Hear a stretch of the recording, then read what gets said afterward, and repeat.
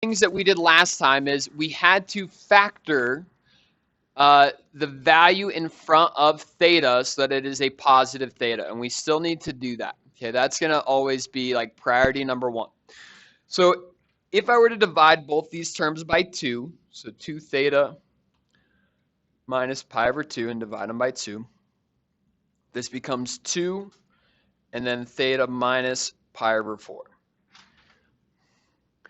So the equation that we're going to work to graph is f of theta equals sine of 2 theta minus pi over 4.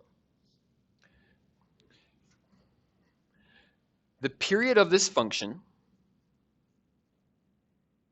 is 2 pi divided by 2, which is pi. Now, here's the thing that we did not do last time that's going to really help simplify this process. When we go to label our x-axis, so the scaling or how much each tick mark represents on our x, we're going to let that be the amount of pi over 4, okay, or whatever our phase shift is. And that part is so important. So whatever your phase shift is, so how far we're shifting left or right, that's what we want each tick mark to represent. The one thing that you might want to decide, do you want every other tick mark to be pi over 4 or every tick mark to be an increment of pi over 4? And the only thing that we didn't want to make sure happens is that we can show one full cycle out to positive x. Okay, so if I let every other one be pi over 4, will I be able to get to pi by going all the way over to x? So pi over 4, 2 pi over 4, 3, and then we end with 4 pi over 4. Okay, so I'm going to let every other tick mark be pi over 4 here. You know, that green's a little bit finer. So pi over 4. 2 pi over 4, which simplifies to pi over 2, 3 pi over 4, and then pi. I'm going to label that same x-axis, or the negative x, the same way. So negative pi over 4, negative pi over 2, negative 3 pi over 4, and negative pi.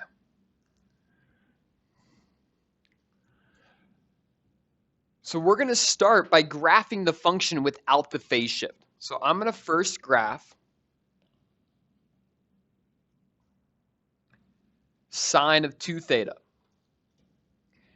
And not necessarily graph, but plot the points of sine of 2 theta, which is sine with a period of pi. So I know that sine and our midline is still the x-axis. And I know that sine starts at 0. I get back to that same midline point once I travel my full period. The halfway period is another midline point, making the quarter and 3/4 period distances are maximums and minimums. We're going to go to maximum at pi over 4 since our a value is positive, and a minimum at 3 pi over 4. And so now that I have 4 points to show one full cycle, or I guess 5 points, now I can take each of these and shift them based on our horizontal shift, which is right by pi over 4. So that's shifting each of these points right 2 squares, because every 2 squares is pi over 4. So this one at 0 shifts over to pi over 4. At pi over 4 shifts over to pi over 2. Pi over 2 shifts over to 3 pi over 4. And 3 pi over 4 shifts over to pi. And now, to get more cycles, I can just use every other 2 squares I'm having a key point. So kind of working backwards, I have a maximum midline. So the next 2 squares is going to be a minimum. The next 2 is back to the midline. Next 2 is a maximum. Next 2 midline. And the next 2 ends at a minimum.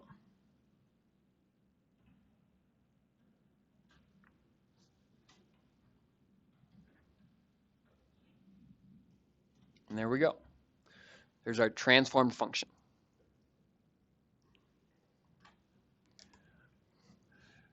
Right, so even in class last time, we were able to get through that graph without much issue, okay?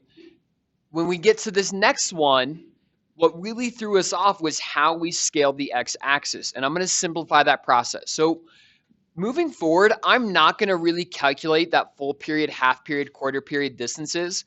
We're going to kind of work through that as we go through labeling everything based on our phase shift. So let's start for C here. The same way, let's factor out this 2. So 2 theta plus 2 pi over 3. I need to factor out that 2, which makes this 2, and then theta plus pi over 3. So the function that we're working to graph is actually cosine of 2 theta plus pi over 3. And so this graph is going to get shifted left by pi over 3. Now I still want to think about the period. The period here is 2 pi divided by 2. So 2 pi divided by 2 is pi.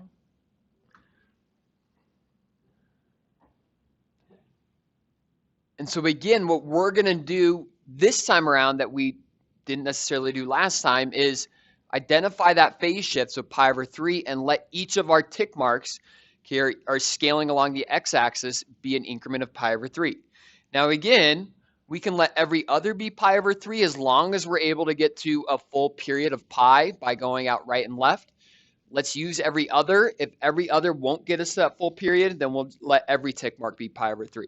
Okay, so if I use every other, this is first one is pi over 3, the second one is 2 pi over 3, and then that third one would be 3 pi over 3. So that's going to work. So let's let every other be an increment of pi over 3. And 2 pi over 3, and then pi. And I'm going to label the same increments out to where x is negative. So negative 2 pi over 3. And then every other negative pi. And so now we're going to graph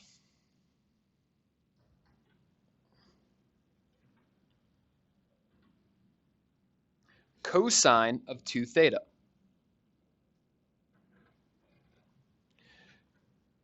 And then we'll shift every point by pi over 3. Okay, so cosine, and again, this kind of comes from just the parent function, so the most basic graph of cosine, I know starts at a maximum. Okay, if it has a negative a value, then it would be reflected. I'm going to start up at my maximum at 1. I get back to that maximum at pi, and then halfway to our period, I'm going to get to my minimum with cosine.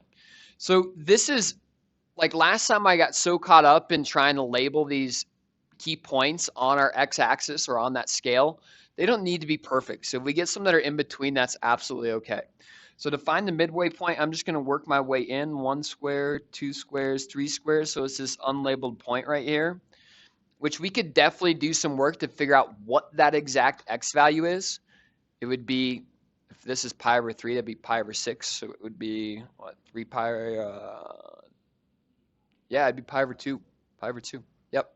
Okay, but I'm not going to get that picky about it. Okay, as long as we're getting a pretty accurate representation of these graphs, fine by me. So now our midline points are halfway in between these maximums and minimums. And these are what's going to end up being in between that first tick mark and second tick mark, and then the other 2 tick marks there. So again, we don't know the exact values there. We could absolutely do some math to find them if we needed to. All right, now let's shift each of these points left pi over 3, which is 2 squares. And this is where it's going to be much easier than what we were trying to do yesterday. So this point, left 2 squares. This point, left 1, 2. This point, left 2. Left 1, 2. Left 2. And then again, to show 2 full periods, we can just repeat the pattern. So once I go, let's see, the distance between these is 1, 2, 3. So 1, 2, 3. And then my minimum would be here. 1, 2, 3. And then minimum, and there's 2 full periods. Or 2 cycles.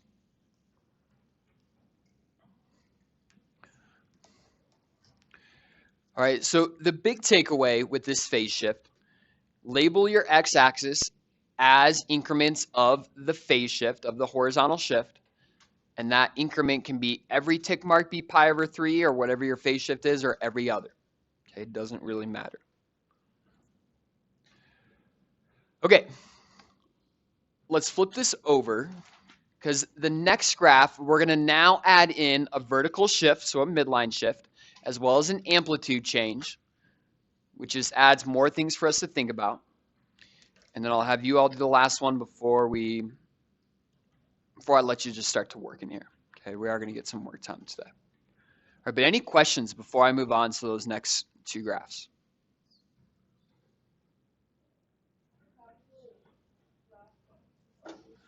Let's try to get 2 cycles. At minimum, like 1, it will usually do it. But like when we're practicing, let's shoot for 2. Okay, just so we can kind of get in the habit of seeing those patterns and replicating it out. Okay.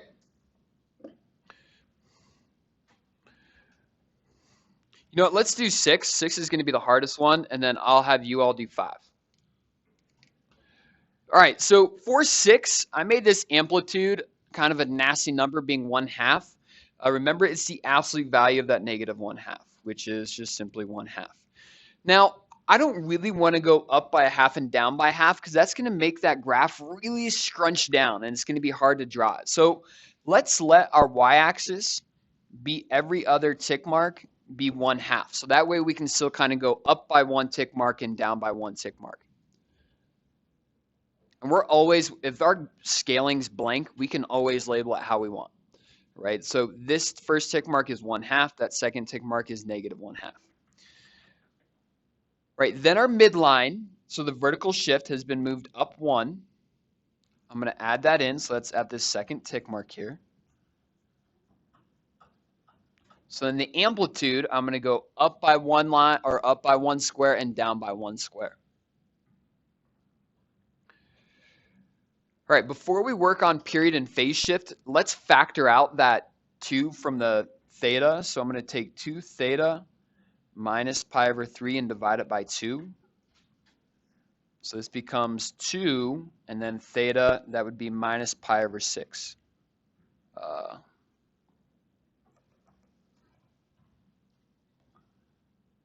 So the equation we're actually graphing is f of theta equals negative 1/2 sine of 2 theta minus pi over 6, and then plus 1. Okay, so the period is 2 pi divided by 2, which is pi. And our phase shift is moving everything right by pi over 6, or plus pi over 6. And so again, from what we had just kind of talked about, let's let every tick mark be an increment of pi over 6.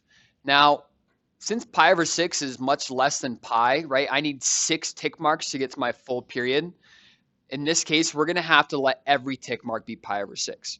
Okay, so this first one is pi over 6. The next one is 2 pi over 6, reduces down to pi over 3.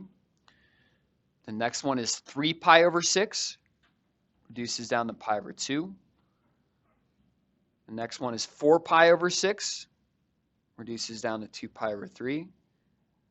And 5 pi over 6, and then pi. I'm going to do those same increments over where x is negative. So negative pi over 6, negative pi over 3, negative pi over 2, negative 2 pi over 3, negative 5 pi over 6, and negative pi. All right, so we have everything on our graph. Now we're going to graph the function without the phase shift. So I'm going to start with graphing negative 1/2 sine of 2 theta plus 1. So remember that negative is going to be a reflection, so that's going to change basically where the maximums and minimums are. It doesn't change the midline points. So let's start with the fact that sine of theta starts at 0, so we're on our midline. I get back to that midline after I go a full period. And so our halfway point here is another midline point, so that's at pi over 2. With the reflection, now we're going to go to a minimum next, which is going to be in between pi over 6 and pi over 3. And then a maximum that comes after our next two midline points in between 2 pi over 3 and 5 pi over 6. And now we can take each of these points and shift them right pi over 6, which is 1 square. Okay, so just shift everything over 1 square. And then from here, let's just replicate this pattern to get one more cycle. Okay, so I went midline. My next point is going to be a maximum, so that's the next square and a half. And then the next square and a half is back to my midline. Next square and a half is my minimum. Next square and a half is back to the midline. And there's our full 2 cycles.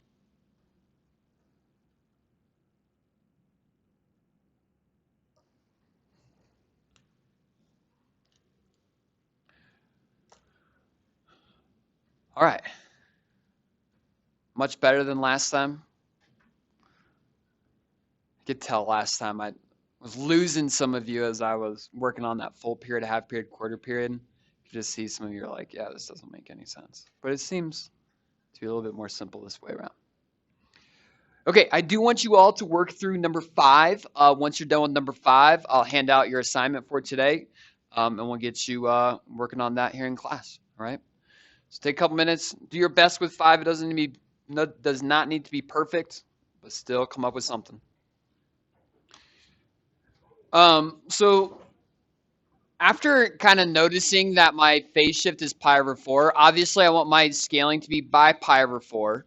But because I get to the full period at pi over 2, we can kind of extend that pi over 4 out a little bit. So definitely a good idea to use every other as pi over 4. If you did every tick mark as pi over 4, it's going to feel like really scrunched in horizontally. Okay, you can still absolutely get it right. Okay, but that's why I have every other is pi over 4. And then when I plot my original function, so 2 cosine of 4 theta, cosine starts up at a maximum. That's what this first screen point is. I get back to that maximum at my full period. Halfway is my minimum. And then in between the max and mins are those midline points. And those all get shifted 2 squares because of how we label this as every other pi over 4. If you labeled everyone as pi over 4, then every point's just going to shift right 1 square. All right, so again, label your axes as the horizontal shift. Yeah, totally. Which brings up a kind of another point here. Like we labeled every other one as pi over 4. What does that make each tick mark actually? Pi over 8. Okay, it's just half of whatever our first tick mark is. Okay, so yeah, you can kind of, that's the big decision we need to make, and that's where we ran into issues last time. Okay, is we didn't have a good process for how we're going to label those scales. Okay, that does